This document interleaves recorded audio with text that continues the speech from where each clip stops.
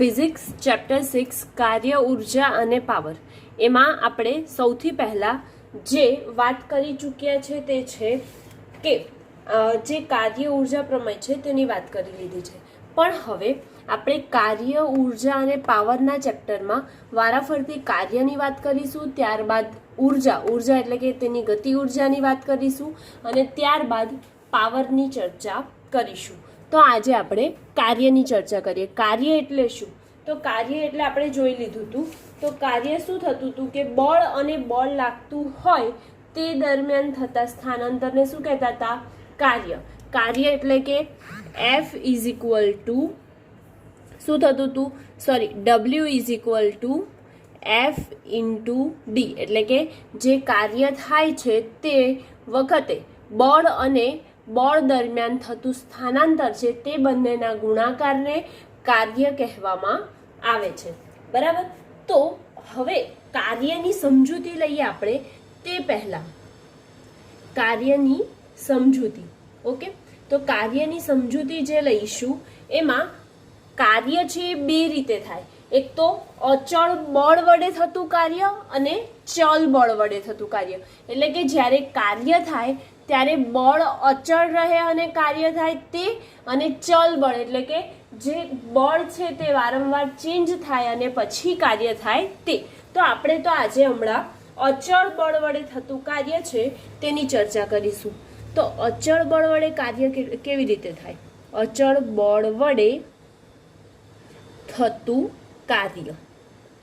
હવે અચળ બળ વડે થતું કાર્ય, તો આપણે પહેલા અચળ બળને સમજી લઈએ। તો અચળ બળ એટલે શું? તો પદાર્થ પર લાગતા બળનું મૂલ્ય અને દિશા ગતિ દરમિયાન અચળ રહે તો તેવા બળને કયું બળ કહેવાય છે? અચળ બળ। ક્યારે? પદાર્થ પર લાગતા બળનું મૂલ્ય લખી કાઢીએ અચળ બળ એટલે, તો આપણને ધ્યાન આવી જશે। પદાર્થ પર લાગતા બળનું મૂલ્ય અને દિશા ગતિ દરમિયાન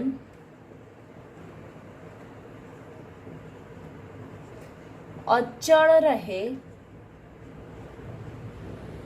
તેને શું કહે છે? અચળ બળ કહે છે। હવે આ અચળ બળ તો જોઈ લીધું, પણ આપણે શું જોવાનું હતું? અચળ બળ વડે થતું કાર્ય। તો અચળ બળ વડે થતું કાર્ય આપણે W બરાબર FD બી જોઈ લીધું।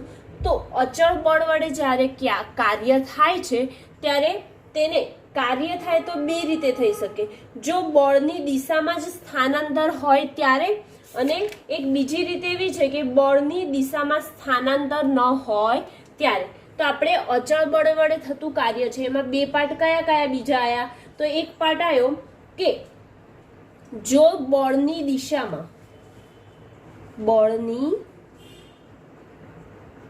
દિશામાં જ સ્થાનાંતર થતું હોય ત્યારે, અને બીજું શું કીધું મેં? કે જો બળની દિશામાં સ્થાનાંતર થતું હોય ત્યારે, અને બીજું કે બળની દિશામાં સ્થાનાંતર ન થતું હોય ત્યારે। બળની દિશામાં સ્થાનાંતર ન થતું હોય ત્યારે। હવે સૌથી પહેલા આપણે એ પાર્ટ જોઈએ। એ પાર્ટ એટલે કે બળની દિશામાં થતું સ્થાનાંતર।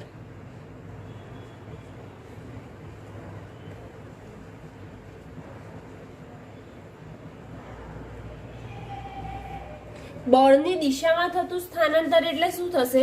કે જે દિશામાં બળ લાગે છે એ જ દિશામાં સ્થાનાંતર થતું હોય તો બળની દિશામાં જ થતું સ્થાનાંતર થાય એવું કહેવાય, બરાબર। તો હવે આપણે એને એક આકૃતિથી જોઈએ, બરાબર। તો એક આકૃતિ જેવી રીતે લઈએ છે કે આ એક સમતલ સમક્ષિતિજ સપાટી છે આપણી। હવે આ જે સમતલ સમક્ષિતિજ સપાટી છે એના ઉપર હું એક બ્લોક મૂકું છું અને એ બ્લોક પર હું શું લગાડું છું? બળ લગાડું છું, બળ F, બરાબર। અને એ બ્લોક ખસીને આગળ કઈ જાય છે, અહીંયા, એટલે કે આ દિશામાં જાય છે. ઓકે, તો એ બંને બ્લોક વચ્ચેનું સ્થાનાંતર જે થાય છે એ ધારો કે અહીંયા હું ડી ધારી દઉં. તો જે દિશામાં બળ લાગે છે એ જ દિશામાં જે બ્લોક છે એ શું થાય છે, આગળ વધે છે. એટલે કે આપણે અહીં કહી શકીએ કે બળની દિશામાં જ થતું સ્થાનાંતર હોય ત્યારે. તો બળની દિશામાં જ્યારે સ્થાનાંતર થતું હોય તો આપણે આકૃતિ પરથી જોઈ શકીએ છીએ કે જે કોઈ બ્લોક છે એ બ્લોક એફ જેટલું બળ લગાડવામાં આવે છે ત્યારે તેનું સ્થાનાંતર કેટલું થાય છે, ડી જેટલું. અને તે જ દિશામાં તે બ્લોક ક્યાં વધે છે, આગળ વધે છે.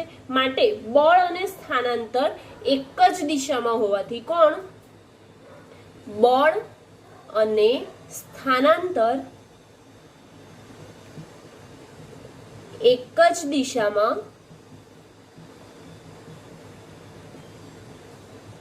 હોવાથી તેમનું કાર્ય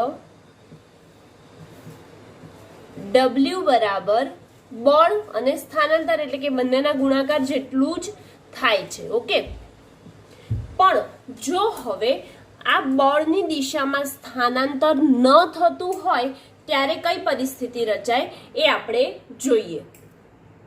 એ આપણે જોયું હતું શું હતું કે બળની દિશામાં જ જો સ્થાનાંતર થતું હોય ત્યારે. હવે બીની ચર્ચા કરીએ તો શું છે, બળની દિશામાં સ્થાનાંતર ન થતું હોય ત્યારે જોવાનું છે. તો બળની દિશામાં સ્થાનાંતર દરેક વખત એવું થાય એવું જરૂરી હોતું નથી. તો ધારો કે આપણે જે અહીંયા આકૃતિ દોરીએ એમાં સમક્ષિતિજ સપાટી છે અમારી, બરાબર. હવે આ સમક્ષિતિજ સપાટી પર ધારો કે કોઈ મેં એક બ્લોક મૂકેલો છે, એ બ્લોક પર બળ આ દિશામાં લાગે છે, બરાબર.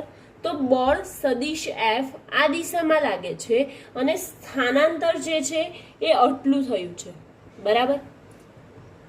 તો આ એમનું સ્થાનાંતર થયું છે ને આટલું બળ લાગે છે. તો હવે બળની દિશામાં અહીંયા સ્થાનાંતર થતું નથી.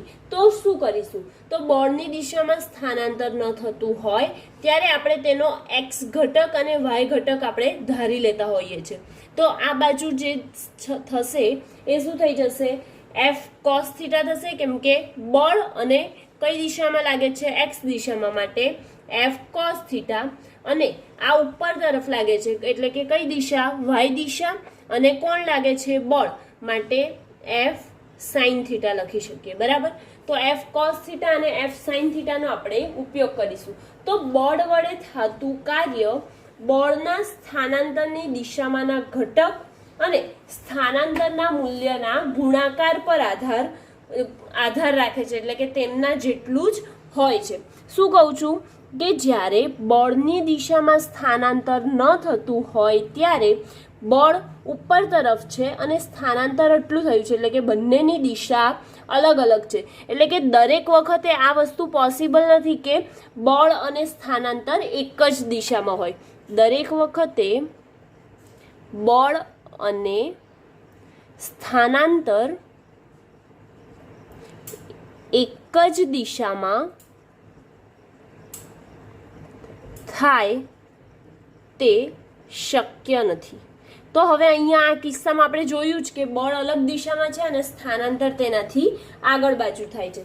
તો બળ વડે જે કાર્ય થાય છે, બળ લગાવીએ તો જ કાર્ય થાય, એટલે કે બળ વડે જે કાર્ય થાય છે તે કાર્ય બળના સ્થાનાંતરની દિશામાંનો ઘટક, બળની સ્થાનાંતર કઈ થાય છે, આ દિશામાં થાય છે, એક્સ દિશામાં, એટલે કે બળની સ્થાનાંતર દિશામાંનો ઘટક અને તેના સ્થાનાંતરના ગુણાકાર જેટલું હોય છે. બળ વડે થતું કાર્ય બળના સ્થાનાંતર ની દિશામાંનો ઘટક અને સ્થાનાંતરના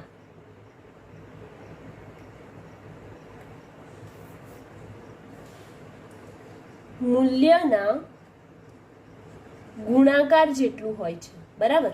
આ જે હું બોલી એ જ અહીંયા લખ્યું છે.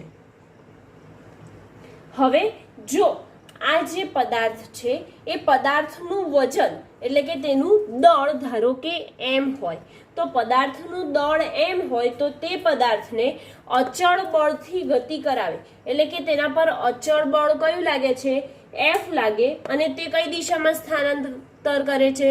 તો x અક્ષની દિશા, સમક્ષિતિજ સમતલમાં સીધી દિશામાં ગતિ કરે છે, એટલે કે x અક્ષની દિશામાં ગતિ કરે છે, તો તે વખતે તેનો ઘટક કયો છે? F cos θ છે. માટે આપણે કયો લઈશું? તેનો ઘટક F cos θ, એટલે કે જે સ્થાનાંતરનું મૂલ્ય છે તે, અને જે બળ લાગે છે અને સ્થાનાંતરની દિશામાંનો ઘટક જે હોય તે લેવામાં આવે છે. તો અહીં આપણે લખીએ કે ધારો કે m દળનો પદાર્થ હોય,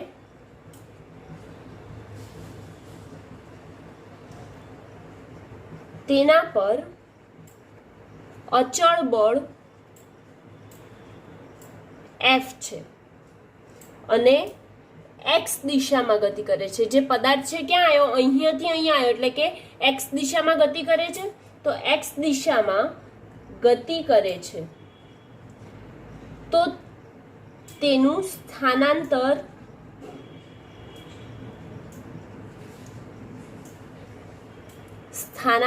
એટલે કે તેનું સ્થાનાંતર એટલે તેનું સ્થાનાંતર x દિશામાં થાય છે.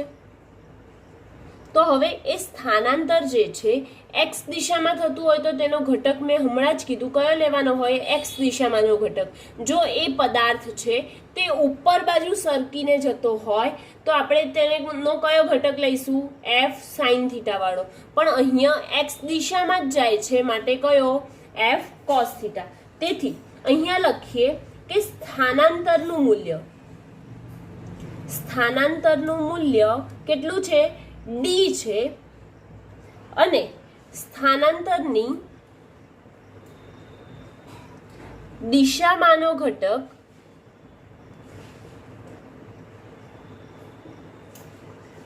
F cos θ. તેથી આપણે લખી શકીએ કે પદાર્થ પર થયેલું કાર્ય બરાબર સ્થાનાંતર દિશામાંનો ઘટક કયો થઈ જશે? જે બળ લાગે છે સ્થાનાંતરની દિશામાં F cos θ, અને સ્થાનાંતરનું મૂલ્ય કેટલું આવ્યું? d જેટલું. માટે w બરાબર F cos θ ઇન્ટુ d. તેથી આપણે w બરાબર F cos θ ઇન્ટુ d લખીએ તો આ જે ઘટક કાઢવો હોય cos θ વાળો, એટલે કે તેની દિશા કાઢવી હોય તો આપણે લખી શકીએ કે F ડોટ સદિશ d. ઓકે, આવું આપણે લખી શકીએ. અને અહીંયા જે બળ છે એ અને સ્થાનાંતર છે બંને કેવી રાશિ છે? એ બંને સદિશ રાશિ છે. છતાં પણ આપણું જે કાર્ય થાય છે, પદાર્થનું જે કાર્ય થાય છે એ કેવું છે? અદિશ રાશિ છે. તો અહીં લખવું હોય તો લખી શકીએ F અને D સદિશ હોવા છતાં કાર્ય W છે તે અદિશ રાશિ છે. ઓકે, હવે આપણે ચર્ચા કરીએ કે કાર્ય ક્યારે ધન હોય, ક્યારે ઋણ હોય, ક્યારે 0 હોય તેની ચર્ચા કરીએ. તો કાર્ય ક્યારે ધન થાય, ક્યારે ઋણ થાય? સૌથી પહેલા જો કાર્ય ધન કે ઋણ એ બંને હોઈ શકે, અને કાર્ય જે છે એ શૂન્ય પણ હોઈ શકે છે. તો જ્યારે થીટાના મૂલ્ય પર, એટલે કે હમણાં જે આપણે આકૃતિ ડ્રો કરી હતી, જે ફિગર ડ્રો કરેલી હતી ને એમાં જ તે F જોડે કેટલો ખૂણો બનાવે છે અને તે થીટા કેટલો મોટો હોય છે, એટલે કે જે થીટાની વેલ્યુ છે તેના ઉપર કાર્ય જે છે ધન ઋણ કયું મળે તેના ઉપર આધાર રાખે છે. તો આપણે જોઈએ કે આપણી આવી ફિગર હતી કઈ, આ દિશામાં F હતું, આ દિશામાં F cos θ હતું, અને આ દિશામાં F cos θ, અને આ દિશામાં F sin θ. આ F હતું આપણું અને આ F cos θ હતું. ઓકે, અને અહીંયા આટલું સ્થાનાંતર કરીને D જેટલું જ હતો તો પદાર્થ બરાબર, અને આ પદાર્થનું જે દળ છે એ કેટલું હતું? m જેટલું હતું. તો હવે આ જે આકૃતિ છે એ આકૃતિમાં આપણે સમીકરણ શું મેળવ્યું? W બરાબર F cos θ ક્રોસ D. બરાબર. F cos theta cross D મેળવ્યું તો આપણે અહીંયા જે સમીકરણ મેળવ્યું તે પણ લખીએ. ડબલ્યુ બરાબર F cos theta cross D. બરાબર. હવે આ જે એફ અને ડી છે એમની વચ્ચે કાર્ય ધન ઋણ અને શૂન્ય ક્યારે હોય? તો કાર્ય ધન ઋણ અને શૂન્ય હોઈ શકે ક્યારે? જ્યારે થીટાનું મૂલ્ય કાર્ય ધન અને ઋણ હોઈ શકે. જ્યારે થીટાનું મૂલ્ય zero is less than equal to theta is less than equal to 90, એટલે કે 90 અને 0 થી 90 ની વચ્ચે હોય થીટાનું મૂલ્ય, તે વખતે આપણું કોસ થીટા કેવું થાય છે? ધન થાય. કેમ કે કોસ 0 ની વેલ્યુ 1 થાય અને કોસ 90 સુધી પહોંચે ત્યારે તેની વેલ્યુ કેટલી થઈ જાય છે? 0 થઈ જાય છે. એટલે કે આ પોઝિશનમાં જે 0 થી 90 ની વચ્ચે જે હોય ત્યારે કોસ થીટાનું મૂલ્ય હોય ત્યારે કોસ થીટાનું મૂલ્ય ધન મળે. હવે કોસ થીટાનું મૂલ્ય અહીંયા આપણે ધન લખીશું તો આપણને જવાબ પણ કેવો મળે? કાર્ય કેવું મળે? ધન જ મળે ને. ધારો કે જો મારી પાસે W બરાબર એફ કોસ થીટા છે અને કોસ થીટામાં આપણે જો ખૂણો 0 બનાવે છે, એટલે કે કોઈ ખૂણો બનાવતું નથી, જો તે 0 ખૂણો બનાવતું હોય તો આપણે અહીં શું મૂકીશું કે એફ કોસ 0 ની કિંમત 1 માટે 1 ગુણ્યા ડી, માટે જવાબ શું મળે? એફડી મળે. એનો મતલબ એ થયો કે આપણને મૂલ્ય કેવું મળ્યું? કાર્યનું ધન મળ્યું. તો કોસ થીટાનું મૂલ્ય ધન મળે તો ડબલ્યુ ધન હોય. ડબલ્યુ ધન હોય ધેટ મીન્સ કે કાર્ય શું હોય? ધન હોય છે. હવે જો આપણું મૂલ્ય થીટાનું મૂલ્ય એ 90 કરતા મોટું હોય અને 180 કરતા નાનું હોય તો આ બંનેની વચ્ચે આપણને કોસ થીટા કેવા મળે? કોસ થીટાનું મૂલ્ય ઋણ મળે. હવે કોસ થીટા આપણે જાણીએ કે કોસ 180 એટલે કે કેટલું થઈ જાય?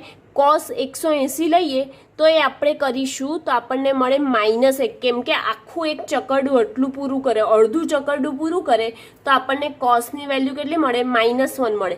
તો કોસની વેલ્યુ -1 મળે તો અહીંયા આપણે માઇનસ મૂકીશું તો એફડી કેવા મળે? માઇનસ મળે કે ના મળે? મળે ને. માટે 90 is less than equal to theta is less than equal to 180 હોય ત્યારે કોસ થીટાનું મૂલ્ય ઋણ મળે, માટે ડબલ્યુ પણ ઋણ મળે. ઓકે. આમ કાર્ય ક્યારે ધન અને ઋણ હોય તેની આપણે ચર્ચા કરી. હવે કયા સંજોગોમાં એટલે કે કઈ પરિસ્થિતિ આવે ત્યારે પદાર્થ પર કાર્ય થતું નથી તેની વાત કરીએ. કાર્ય કયા સંજોગોમાં થતું નથી તેની ચર્ચા કરીએ. પદાર્થ પર જે કાર્ય કરવામાં આવે છે તે કયા સંજોગોમાં નથી થતું? તો પહેલું કારણ આપણે W બરાબર FD cos થીટા ભણી ગયા, અથવા તો આપણે લખી શકીએ કે W બરાબર FD cos થીટા. બરાબર, જે હમણાં આગળ જોયું તે. તો 3 એવા કિસ્સા છે મેન કે પદાર્થ પર કાર્ય ના થઈ શકે એ કિસ્સાઓના કારણે. તો કયા 3 કિસ્સા? તો પદાર્થ પર લાગતું બળ શૂન્ય હોય. જો પદાર્થ પર લાગતું બળ જ અહીં શૂન્ય કરી દઈએ તો શું થઈ જાય? W કેવું મળે? શૂન્ય મળે, કેમ કે આ બધાનો ગુણાકાર કરીએ, શૂન્ય જોડે કોઈ પણ ગુણાકાર કરીએ તો જવાબ શું આવે? શૂન્ય આવે. તો એવું લખી શકીએ કે પદાર્થ પર લાગતું બળ શૂન્ય હોય તો. બરાબર. તો હવે પદાર્થ પર લાગતું બળ શૂન્ય ક્યારે હોઈ શકે? આપણને એવો પ્રશ્ન થાય. તો જ્યારે આપણે ઘર્ષણ રહિત સપાટી એટલે કે એકદમ લીસી સપાટી હોય તેના પર કોઈ બ્લોકને સમક્ષિતિજ બળ લગાડવામાં આવે. હવે આપણી પાસે ધારો કે આ રીતે એક બ્લોક છે, પરંતુ આ સપાટી જે છે એકદમ લીસી છે. તો જે ઘર્ષણ રહિત લીસી સપાટી હોય તેના પર બ્લોકને સરકાવવામાં આવે ત્યારે સમક્ષિતિજ બળ લાગતું નથી. શું? સમક્ષિતિજ તેની દિશામાં જે બળ લગાડીએ છીએ તે લાગતું નથી, છતાં તે ક્યાં કરે છે? મોટું સ્થાનાંતર. તે છતાં પણ તે ક્યાં જાય છે? આગળ જાય છે. તો એનું પર કાર્ય તો થાય છે, પરંતુ એની જાતે જ તે લપસીને જાય છે. માટે ત્યારે બળ કેવું હોય છે? શૂન્ય હોય છે, અને ત્યારે કાર્ય શૂન્ય બને છે. બરાબર? તો જે હું બોલી પદાર્થ પર લાગતું બળ શૂન્ય હોય તો આ પહેલું કિસ્સો થયો. તો એનામાં જો ઉદાહરણ લખવું હોય તો લખી શકો કે ઘર્ષણ રહિત લીસી સમતલ સપાટી પર સરકતા બ્લોક પર સમક્ષિતિજ બળ લાગતું ન હોય ત્યારે મોટું સ્થાનાંતર કરે છે. તે છતાં પણ તે શું કરે છે? મોટું સ્થાનાંતર કરે છે, તો પણ કાર્ય થતું નથી. બરાબર? હવે આપણે બીજો કિસ્સો. તો એવું ને એવું બીજું આપણી પાસે શું છે એના જોડે? ડી છે. ડી એટલે કે સ્થાનાંતર. જ્યારે સ્થાનાંતર શૂન્ય હોય તો સ્થાનાંતર શૂન્ય હોય તો એ કેવી રીતે? ધારો કે આપણે અહીંયા જે છે એ આપણા ઘરની અહીંયા દિવાલ છે. ઓકે, આ દિવાલ છે જે ઈંટોથી ચણેલી છે. હવે તમે આ દિવાલને છે એ ધક્કો મારશો.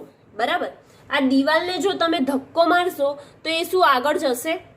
ખસી જશે પોતાની જગ્યાએથી, સ્થાનાંતરિત થશે. અહીંથી અહીં જશે એવું બને? ના બને ને.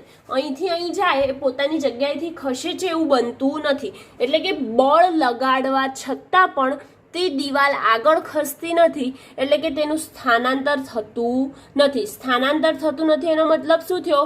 કે સ્થાનાંતર શૂન્ય થાય. હવે ડી ની કિંમત આ સૂત્રમાં મૂકીએ તો ડી કેટલું લેવાનું? શૂન્ય. તો કોઈને પણ શૂન્ય જોડે ગુણાકાર કરીએ તો આપણને તેનું કાર્ય કેવું મળે? શૂન્ય જ મળે. આમ આ એનું બીજું ઉદાહરણ છે, એટલે કે બીજા કિસ્સાનું મેં અહીંયા ઉદાહરણ આપ્યું. તો તમને લખવું હોય તો લખી શકો કે ઈંટની દ્રઢ દિવાલ પર બળ લગાડતા દિવાલનું સ્થાનાંતર થતું નથી, પરંતુ લગાડેલ બળ વડે પણ કાર્ય થતું નથી. આપણે બળ લગાડીએ છીએ છતાં પણ તે સ્થાનાંતરિત થતી નથી. ઓકે. અને ત્રીજો કિસ્સો કે બળ અને સ્થાનાંતર આ બંને એકબીજાને લંબ હોય. બળ અને સ્થાનાંતર એકબીજાને લંબ હોય ત્યારે પણ કોઈ કાર્ય થતું નથી. હવે એનું ઉદાહરણ લઈ લઉં તો પૃથ્વીની આસપાસ વર્તુળાકાર કક્ષામાં ચંદ્ર ભ્રમણ કરે છે. કોના કારણે? ગુરુત્વાકર્ષણ બળ. કોઈ કાર્ય થતું નથી. શું? એ પૃથ્વીની આસપાસ કોણ ભ્રમણ કરે છે? ચંદ્ર સતત ભ્રમણ કરે છે, છતાં પણ તેના પર કોઈ કાર્ય થતું નથી, કારણ કે દરેક બિંદુએ ચંદ્રનું તત્કાલીન સ્થાનાંતર જે હોય છે, આમ ગોળાકાર કરતું હોય પરિભ્રમણ ચંદ્ર, આ પૃથ્વી છે એની આસપાસ એ ચંદ્ર ગોળાકાર પરિભ્રમણ કરતું હોય તો તેના ગુરુત્વાકર્ષણ બળના લીધે કોઈ કાર્ય થતું નથી. એ તો આપણે કહી દીધું. કેમ નથી થતું? તો કારણ કે દરેક બિંદુએ ચંદ્રનું તત્કાલીન સ્થાનાંતર ક્યાં હોય છે? તેના સ્પર્શકની દિશામાં. એટલે કે અહીં આવે તો આ સ્થાનાંતર, અહીં આવે તો અહીં, સ્પર્શકની દિશામાં જ તેનું સ્થાનાંતર થાય છે. માટે જ્યારે પૃથ્વી વડે લાગતું અંદરની તરફ ત્રિજ્યાવર્તી હોય છે, એટલે કે અંદરની જે સપાટી છે કેવી હોય?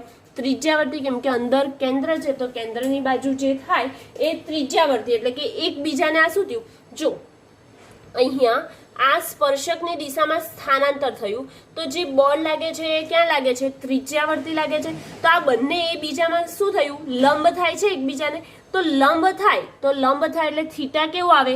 90 ડિગ્રી આવે. એટલે કે W બરાબર FD cos થીટા છે.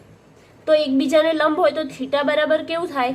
90 ડિગ્રી થાય. તો થીટા જ્યારે 90 ડિગ્રી થાય તો થીટા 90 કેટલું થાય? 0 થાય.